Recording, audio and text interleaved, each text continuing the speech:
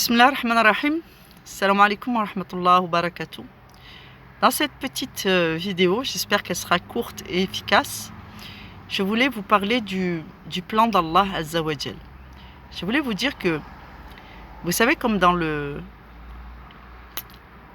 vie de notre prophète Ayyub alayhi salatu wassalam, lorsque Allah l'a éprouvé et que Iblis na'alahullah a prétexté que si Ayyub était un bon sujet, c'était parce que Allah avait soutenu son cœur et qu'il lui avait nivelé toute difficulté afin qu'il se reste fidèle et qu'il soit un bon serviteur.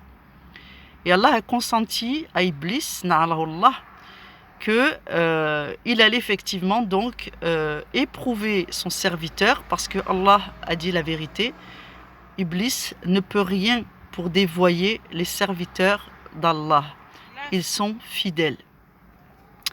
Donc lorsqu'Allah a éprouvé Ayyub alayhi salatu wassalam, il faut savoir que dans des cas comme ça, lorsque les gens se saisissent et qu'ils préfèrent les biens et la vie de ce monde, sachez qu'ils n'auront aucune part dans l'au-delà. Ça, c'est vraiment la volonté d'Allah.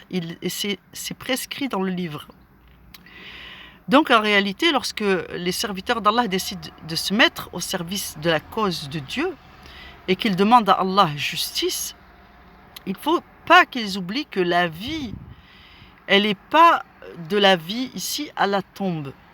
La vie des serviteurs, les bons et les mauvais, tous les humains, c'est du jour de leur naissance, en fait en réalité du jour de leur création, en sortant des reins d'Adam, jusqu'à l'autre monde, après le jour de jugement, la remise des récompenses, les entrées au paradis, les entrées en enfer pour l'éternité.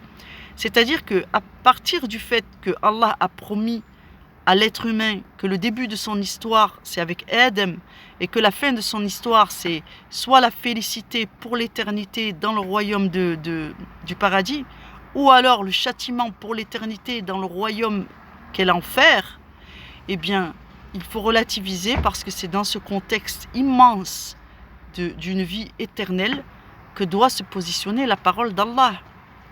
Parce que lorsque vous dites, oui, j'attends qu'Allah me rende justice, c'est long, je me lasse d'être patient, du délai, parce qu'Allah fait durer l'épreuve, sachez que cette épreuve, le délai, la promesse d'Allah, le secours, vient, mais pas sur l'amplitude exclusive de la naissance à la mort physique. Elle vient du moment où vous êtes créé, au moment où Allah parfait sur vous ses bienfaits, alors que vous êtes un résident du paradis ayant réussi sa mission. Cette durée de vie qui est égale à l'éternité qu'Allah vous accorde, eh bien, c'est la vraie propension de la parole d'Allah. C'est-à-dire que quand vous dites la promesse d'Allah n'est pas venue, mais la promesse d'Allah, elle peut venir n'importe quand dans l'éternité. C'est-à-dire entre le jour des comptes et le jour de ta naissance, au mieux. C'est-à-dire au jour des comptes, tu verras que toutes les justices ont été accomplies. Allah énumérera tout ce qu'il a fait, qu'on ne peut pas voir actuellement parce qu'on ne voit pas dans le Ghaib, et qu'Allah ne nous donne pas tous les détails de son plan ou de ses vengeances et de sa justice. Donc, il ne faut pas oublier que la parole, le Coran, prend en compte la création de l'homme et il prend en compte la destination finale de chaque charge. La charge des bonnes personnes et la charge des mauvaises personnes. La charge des djinns, les bons et les mauvais, et la charge des hommes, les bons et les mauvais. Et Allah dit qu'il rassemblera les mauvais djinns et les mauvais hommes dans l'enfer où ils goûteront à la promesse d'Allah, parce que c'est ça la justice aussi. Quant aux justes, les hommes et les djinns iront au paradis et ils goûteront les félicités dont Allah les avait gratifiés en promesse, en partie, mais sachez qu'il y a une part de justice divine dans le monde matériel et une part de justice divine qui est reportée à l'autre vie. Donc ne confondez pas les deux, ne vous lassez pas, sachez que ce n'est pas parce que vous ne voyez pas qu'Allah ne vous rend pas justice, et sachez que ce n'est pas parce que vous n'avez pas encore atteint soit la piété, soit l'assurance que vous êtes vraiment dans la droiture et tout, que la justice n'a pas commencé à être rendue. Faites attention, retenez bien le mal, ne le commettez pas, faites le bien, forcez-vous des fois, Quant à la mauvaise parole, ne la prononcez pas. Ne parlez pas par ignorance, dites Allahu A'lam et questionnez Allah plutôt sur ce que vous ne savez pas. Mais en public, dites en réalité, je ne sais pas, il faudrait qu'Allah me guide et que je fasse mes causes pour devenir un érudit, par exemple. Mais tenez-vous vraiment à ces commandements et ne spéculez pas sur ce que Allah n'a pas fait. Astaghfirullah.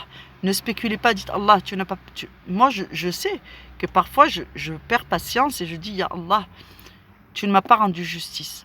En réalité, ce n'est pas ça. En réalité, après je me corrige, je dis Astaghfiruka ya Rab. En vérité, je sais que je suis ignorante de ce que tu œuvres. Ya Allah, montre-moi ce que tu as fait afin que mon cœur s'apaise. Ya Allah, montre-moi la justice que tu as accomplie pour protéger et défendre tes serviteurs et apaise mon cœur. Voilà les invocations par lesquelles j'ai remplacé mon mécontentement. Et lorsque je médite, je dis Allah, je pense que des fois j'oublie des choses essentielles qui font que je n'arrive plus à resituer ta promesse et que je n'arrive plus à voir ton œuvre dans ton royaume.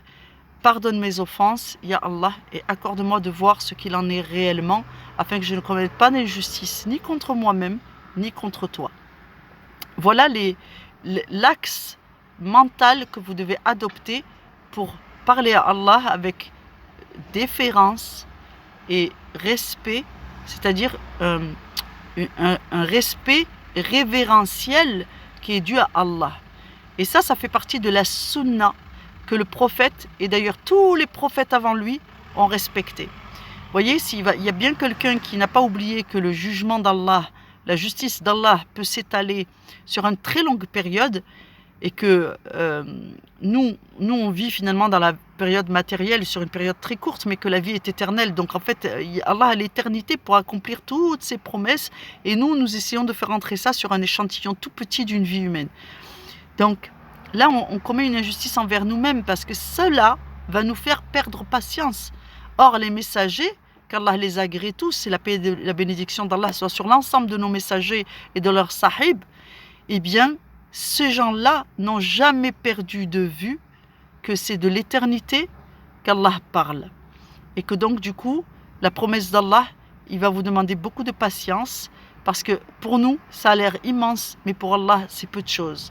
Et dès que nous serons sortis de la dimension physique, la dimension du temps n'aura plus le même impact sur nous, et les actions bonnes et mauvaises se verront, et ce que Allah œuvre, nous le verrons, et alors qu'aujourd'hui, nous avons le sentiment d'être sourds et aveugles.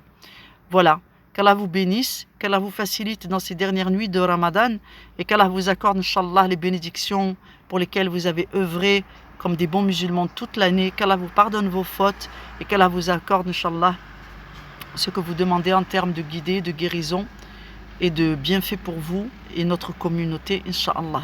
Salam alaikum wa rahmatullahi wa barakatuh.